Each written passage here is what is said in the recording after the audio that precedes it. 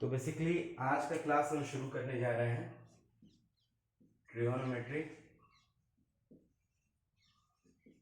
जो कि बहुत इंपॉर्टेंट क्लास है क्लास 10th के व्यू से, क्योंकि बोर्ड एग्जाम में ट्रिग्नोमेट्री के क्वेश्चन काफ़ी ज़्यादा आते हैं। और मैं गौरव कुमार, मैं पोस्ट ग्रेजुएट हूँ ISM धनबाद से, IIT ISM धनबाद से, और आपके सामने ला रहा हूँ ट्रिग्नोमेट्री का चैप्टर।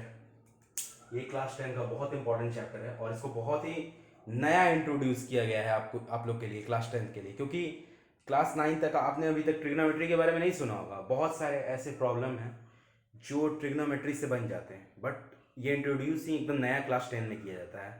ठीक है, तो ट्रिग्नोमेट्री को हम शुरू करते हैं। तो देखते हैं कि वर्ड के हिसाब से इसको 3 पार्ट में डिवाइड करेंगे। Tri gon metry, that is tri plus gon plus metry. तो ट्राई का मतलब होता है 3, गॉन का मतलब होता है साइड, और मेट्री का मतलब होता है मेजरमेंट, 3 साइड का मेजरमेंट। ठीक है, अब ये कैसे होता है, तो इसके बारे में different different trigonometric ratio, angles, इन सब के बारे में पढ़कर पता चलेगा। जैसे कुतुब मीनार मेजर करना होता था, उसकी हाइट, अब उसको हम फीता से तो नापेंगे नहीं, कितना एंगल टिल्ट है और उसका बेस कितना है, इससे बहुत अच्छे से पता चल जाता है। पहाड़ नापना हो तो ऊपर चढ़ के नहीं नापेंगे, यूजिंग ट्रिग्नोमेट्री ये सब बहुत ईजी हो जाता है। इवन डिफेंस में देखा जाता है कि कोई ऐसा कोई जहाज जो दुश्मन सेना का हो, वो आ रहा हो आपके रडार में, तो रडार क्या हो, उसको देख लेती है और पता चल जाता है कि लगभग कितना डिस्टेंस है। तो उस मेथड में भी ट्रिग्नोमेट्री का यूज आता है काफी ज्यादा, कितने एंगल पर है वो। ठीक है, आपने कभी सुना होगा कि 23 डिग्री 45 मिनट 38 सेकेंड, तो ये एक डायरेक्शन बताया जाता है, लोकेशन बताया जाता है, तो इसमें ट्रिग्नोमेट्री एंगल का यूज होता है। ठीक है, तो ट्रिग्नोमेट्री यूज करने से पहले हम इंपॉर्टेंट है कि हम जान जाए कि ट्रिग्नोमेट्री यूज करने के लिए सबसे इंपॉर्टेंट फैक्टर है कि परपेंडिकुलर यहां होना चाहिए, यानी राइट एंगल ट्रायंगल का यूज होना चाहिए। राइट एंगल ट्रायंगल का मतलब होता है कि एक एंगल 90 डिग्री का हो, यानी ए बी एंड सी, ये ट्रायंगल है, एंगल बी 90 डिग्री है, बाकी कोई भी हो, जैसे ये थीटा है, तो इस एंगल के सामने वाला यानी अपोजिट टू एंगल थीटा, ये परपेंडिकुलर पी साइड से कहलाएगा, इसको नॉमिनेट करेंगे। ठीक है, और एडजेसेंट साइड है ये, इसको हम बेस बोला करेंगे। ठीक है ना, ये हो गया आपका परपेंडिकुलर हाइट, परपेंडिकुलर, और ये हो गया आपका base, and this one is hypotenuse which is fix. ठीक है ना, हाइपोटेन्यूस हमेशा फिक्स होता है। जब हाइपोटेन्यूस फिक्स होता है, परपेंडिकुलर और बेस आपको मालूम है, तो मैं बता देना चाहता हूं कि इस एंगल के लिए एडजेसेंट साइड ये है, बेस कहलाएगा। अपोजिट साइड कौन सा हो गया, ये वाला, ये परपेंडिकुलर कहलाएगा। बट जैसे ही आप ये वाला एंगल ले लो, सपोज करो थीटा डैश लिए हो, तो इसके लिए अब अपोजिट साइड ये हो जाएगा, जो इसके लिए एडजेसेंट साइड होता था, यानी इसके लिए जो बेस होता था, इस एंगल के लिए ये परपेंडिकुलर हो जाएगा, और ये जो पहले परपेंडिकुलर हुआ करता था दूसरे एंगल के लिए, अब वो बेस की तरह एक्ट करेगा, बट हाइपोटेन्यूस हमेशा फिक्स रहेगा, और वो भी राइट एंगल ट्रायंगल में। हर किसी ट्रायंगल में नहीं होता है hypotenuse. Hypotenuse is the longest side of a right angle triangle. ठीक है, अब इसके बाद हम लोग एक ट्रिग्नोमेट्रिक रेशियो के बारे में जानेंगे। क्या क्या बेसिकली ट्रिग्नोमेट्रिक रेशियो होते हैं, sine theta, cos theta, tan theta, cot theta, sec theta, cosec theta. तो साइन थीटा को कहते हैं साइनसॉइडल के नाम से जाना गया, इसको कोसाइन, इसको टेंजेंट, इसको कोटेंजेंट, इसको सेकेंड, इसको कोसेकेंड। ठीक है, ये इस नाम से डेराइव हुआ है, शॉर्ट फॉर्म है sine theta, cos theta, tan theta, cot theta, sec theta and cosec theta. Okay, एक और चीज याद रखना होगा कि साइन थीटा का रेसिप्रोकल जो है वो कॉसेक थीटा होता है, कॉस थीटा का जो रेसिप्रोकल है सेक थीटा होता है, टेन थीटा का जो रेसिप्रोकल है कॉट थीटा होता है। ठीक है, ये हो गया, ये बहुत इजी था। अब जो सब दूसरा इंपॉर्टेंट चीज है जिसको हम डिस्कस करने जा रहे हैं आज, वो ये है कि एक मंत्र जैसा आपको याद करना होगा, पंडित बद्री प्रसाद हरि हरि बोल, पंडित बद्री प्रसाद हरि हरि बोल।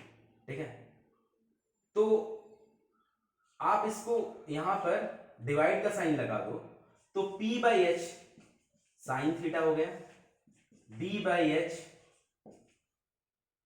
कॉस थीटा हो गया और P by B tan theta हो गया। बाकी जो एंगल है cot theta, sec theta, cosec theta, उसकी जरूरत नहीं है, वो इसी से मेजर हो जाएगा। ठीक है, तो बेसिकली अब एंगल का मेजरमेंट हम देखेंगे। ओके,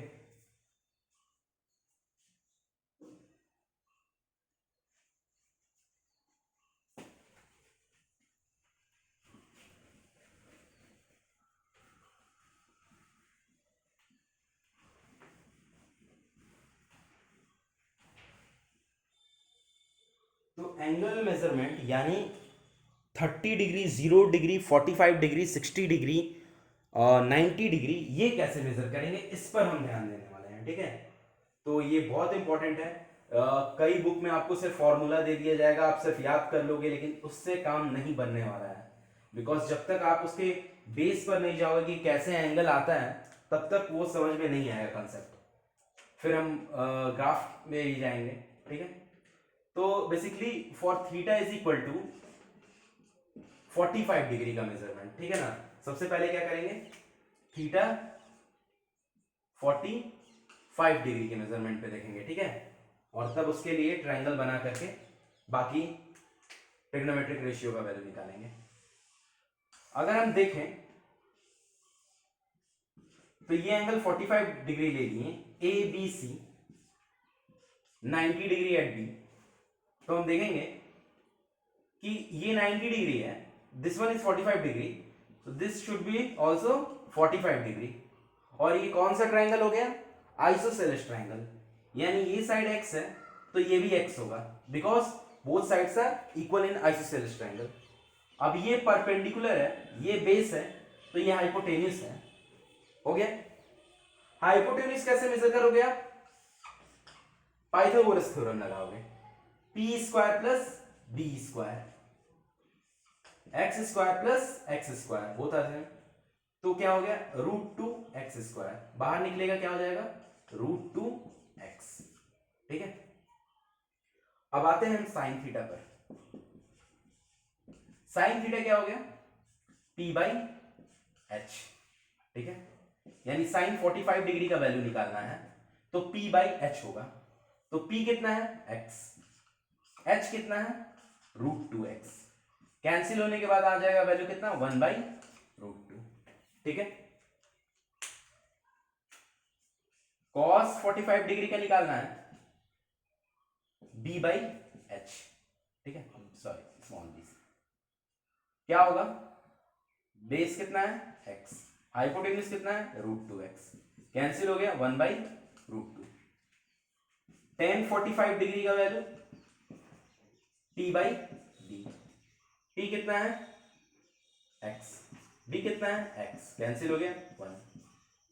और जैसा कि आपको मालूम है रेसिप्रोकल यानी cosec 45 डिग्री 1/sin 45 डिग्री होता है, रेसिप्रोकल होता है, तो कितना हो गया 1/√2 का उल्टा √2। Similarly sec 45 degree is a reciprocal of cos 45 degree, now this value is also √2। cot 45 degree which is a reciprocal of tan 45 degree and value is 1। Okay, तो ये 45 डिग्री के लिए निकल गया। ठीक है, ये आप 45 डिग्री के लिए देख सकते हो आराम से, बट जो अगला होगा यानी 30 डिग्री के लिए और 60 डिग्री के लिए वो कंसेप्चुअल है, उसको आपको समझना है। ठीक है, तो हम चलते हैं 30 डिग्री और 60 डिग्री के लिए।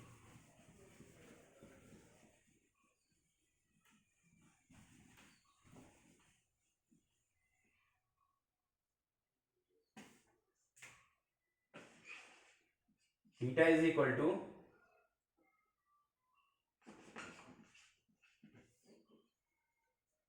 30 डिग्री। इसके लिए हम इक्विलेटरल ट्रायंगल ड्रॉ करेंगे। 30 डिग्री 60 डिग्री दोनों के लिए निकलेगा। अभी कैसे देखते हैं, ये ए बी और सी ले लेते हैं, ठीक है। इक्विलेटरल ट्रायंगल लेते हैं, इक्विलेटरल ट्रायंगल, ठीक है, यहां पे पहले से। तो ये क्या हो गया, 60 डिग्री 60 डिग्री और 60 डिग्री, ठीक है, इक्विलेटरल ट्रायंगल। डिस्टेंस भी बराबर होगा एक्स एक्स और एक्स, ठीक है। देख लो आप लोग,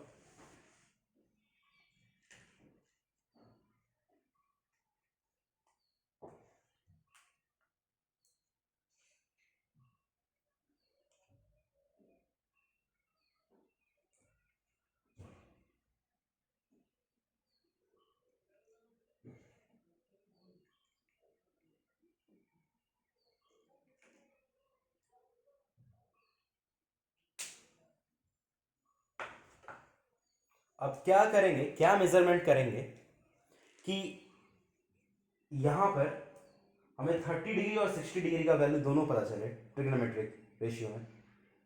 तो बेसिकली 60 डिग्री है आपके सामने, 30 डिग्री तो है नहीं। 30 डिग्री कैसे बनेगा, एंगल बाइसेक्टर ड्रॉ करके।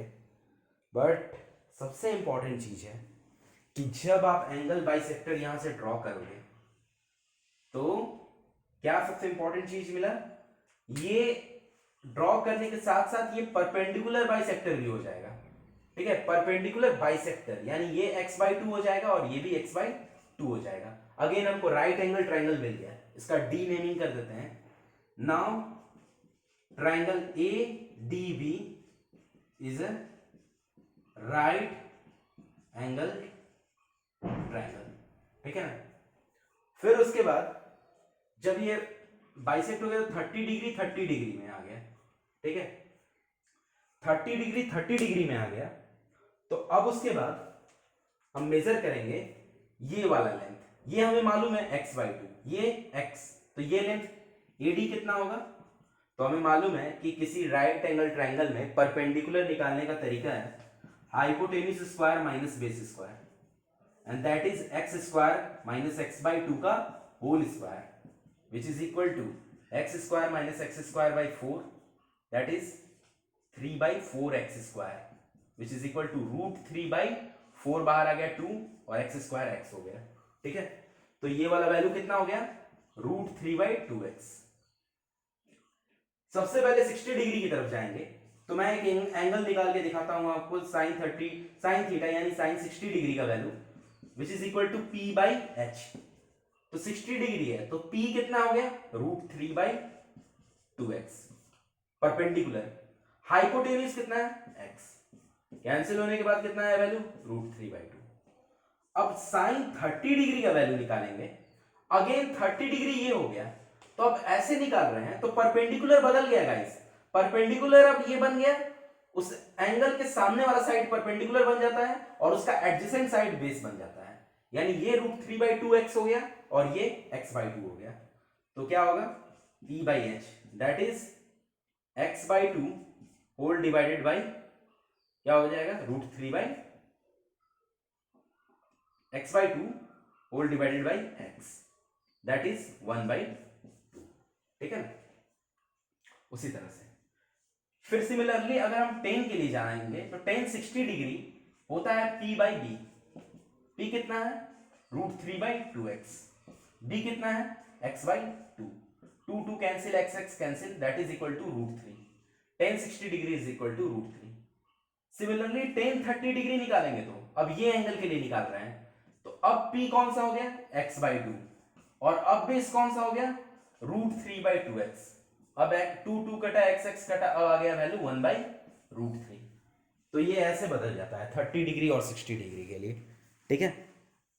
ये इंपॉर्टेंट चीज़ है, ठीक है, इसको आप लोग नोट डाउन कर लो। फिर हम 0 डिग्री और 90 डिग्री के लिए बढ़ेंगे।